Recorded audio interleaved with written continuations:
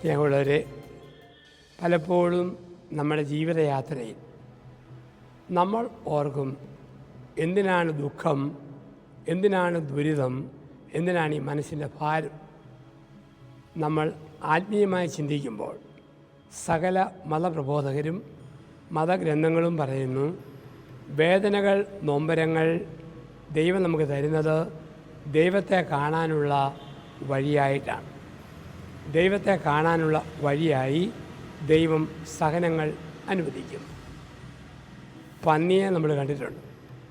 പന്നിയുടെ പ്രത്യേകത എപ്പോഴും കുനിഞ്ഞു നിന്ന് തിന്നുന്ന പന്നി.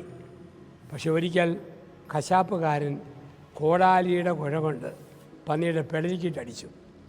പെടലിക്കിട്ടടിച്ചപ്പോൾ പന്നി മുകളിലേക്ക് നോക്കി. ചില അടി തലയ്ക്ക് കൊണ്ടാൽ ചില മനുഷ്യരും ദൈവത്തിലേക്ക് നോക്കൂ, മുകളിലേക്ക് നോക്കൂ. ഒരു മേസ്തിരി 2 നില കെട്ടിടം പണിയുന്നു. 2ാം നിലയുടെ മുകളിൽ നിൽക്കുമ്പോൾ കയ്യിൽ കരുതിയിരുന്ന ഉപകരണം താഴെ വീണു. ആരുമില്ല, മേസ്തിരി മാത്രമേ ഉള്ളൂ എല്ലാ പണിയും ഒറ്റയ്ക്ക് ചെയ്യാൻ വേണ്ടി. അദ്ദേഹം നോക്കിയപ്പോഴുണ്ട് ഒരു അമ്മച്ചി നടന്നു വരുന്നു, പള്ളിയിൽ പോകുന്ന അമ്മ. ഈ മേസ്തിരി 5 രൂപയുടെ തൊട്ടടുത്ത് ഈ അമ്മച്ചിയുടെ തലയ്ക്കിട്ട് കയറ്. തലയിൽ നാണയം കൊണ്ടില്ല, ആ തറയിൽ വീണു. അമ്മച്ചി ആ നാണയം എടുത്തിട്ട് പറഞ്ഞു, ദൈവമേ, പള്ളിയിൽ നേർച്ചയിടാൻ 5 രൂപ നീ തന്നെ വഴിയിലിട്ടല്ലോ. മേസ്ത്രിയെ നോക്കാതെ കിട്ടിയ തൊട്ടും കൊണ്ട് അമ്മ പള്ളിയിലേക്ക് പോയി. അല്പം കഴിഞ്ഞ് മറ്റൊരു മനുഷ്യൻ വന്നു, ക്ഷേത്രത്തിലേക്ക് പോകുന്ന മനുഷ്യൻ. ഈ മേസ്ത്രി വീണ്ടും ഈ തൊട്ടെടുത്ത് ഒറ്റയേറ്, അതും താഴെ വീണു. ആ സഹോദരൻ തൊട്ട് കിട്ടി, ഇവിടെ നിന്നാണെന്ന് അറിഞ്ഞില്ല, കാണിക്കയായിട്ട് കൊണ്ടുപോയി ഇടാം, തൊട്ടും കൊണ്ടുപോയി. ഈ മേസ്ത്രിക്ക് അരിശം. 3ാമതൊരു മനുഷ്യൻ വരികയും 5 രൂപയുടെ തൊട്ടിന് പകരം ഒരു ഇഷ്ടികയുടെ ഒരു ചെറിയ മുറിയെടുത്ത് വന്നവൻ്റെ തലയ്ക്കിട്ട് ഒറ്റയേറ്. ഏറുകൊണ്ട് അവൻ മുകളിലേക്ക് നോക്കി. മേസ്ത്രി പറഞ്ഞു, താഴെ കിടക്കുന്ന ആ സാധനം ഒന്ന് എടുത്തു തരാമോ? ഇതാണ് ജീവിതം. ദൈവം അനുഗ്രഹം തരുമ്പോൾ ചുമ്മാ കിട്ടിയ തൊട്ടുപോലെ എടുത്തുകൊണ്ടങ്ങ് പോകും. പക്ഷെ ചില നൊമ്പരം വരുമ്പോൾ ഇഷ്ടിയെ കയറിയിട്ടതുപോലെ കിട്ടുമ്പം മുകളിലേക്ക് നോക്കും, ദൈവമെന്ന് വിളിക്കും. സഹനം ദൈവത്തെ കാണാനുള്ള ഒരവസരമായി ദൈവം ക്രമീകരിക്കുകയാണ് നമ്മുടെ സകല സഹനങ്ങളും.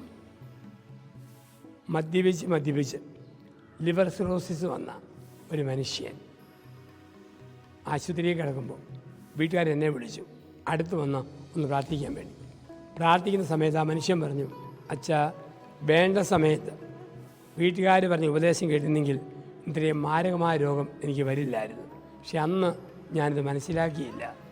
എന്നാൽ എനിക്ക് ഒരു കാര്യത്തിൽ സന്തോഷമുള്ളൂ, എൻ്റെ ഈ രോഗം എൻ്റെ വീട്ടുകാരെ മുഴുവൻ ഒരു ധ്യാനമന്ദിരത്തിൽ ധ്യാനിക്കാൻ പോകാൻ കാരണമായി മാറി. പിണങ്ങി നിന്ന പല കുടുംബാംഗങ്ങളും ഐക്യപ്പെടാൻ കാരണമായി. അസ്വസ്ഥ ഉണ്ടായിരുന്ന പലരും ഒന്നിച്ചു നിൽക്കാൻ ഇടയായി. എൻ്റെ ഈ സഹനം എനിക്കും ദൈവത്തെ കാണാനും ദൈവത്തെ ഓർക്കാനും ഈ സഹനം കാരണമായി. ഇപ്പോൾ കുടുംബത്തിൽ ദൈവത്തെ കാണാനുള്ള വേദിയാണ് സഹനം. ഒരു മരണം വരുമ്പോൾ ഒരുമിച്ച് പ്രാർത്ഥിക്കും, ഒന്നിച്ച് ഈശ്വരനെ ധ്യാനിക്കും.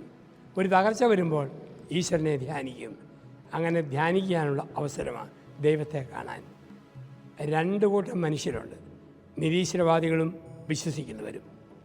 നിരീശ്വരവാദികളെ സംബന്ധിച്ച് ഓരോ സഹനവും നിരർത്ഥകമാണ്. അത് ചുമ്മാ അങ്ങ് സംഭവിക്കുന്നു. അവരുടെ വിശ്വാസം ദൈവമില്ല, ഒന്നുമില്ല. അല്ലെങ്കിൽ ഇങ്ങനെയൊക്കെ വരുമോ, കൊറോണ വരുമോ, ചിക്കുൻകുനിയ വരുമോ, ഇതിങ്ങനെ ചോദിച്ചുകൊണ്ടിരിക്കും. പക്ഷെ വിശ്വസിക്കുന്നവരുണ്ട്, അവർ പറയും, ലോകത്തിൽ ഒരുപാട് ഇളക്കം വന്നപ്പോൾ, അഹങ്കാരം വന്നപ്പോൾ ദൈവത്തെ ഓർക്കാനായി ദൈവം തന്ന വഴികളാണ് ഈ സഹനങ്ങൾ, ഈ നൊമ്പരങ്ങൾ, ഈ വേദനകൾ. ഈ തിരിച്ചറിവാണ് വിശ്വാസിയുടെ മാർഗം. ഈ തിരിച്ചറിവായിരിക്കണം നമ്മുടെയും മാർഗം.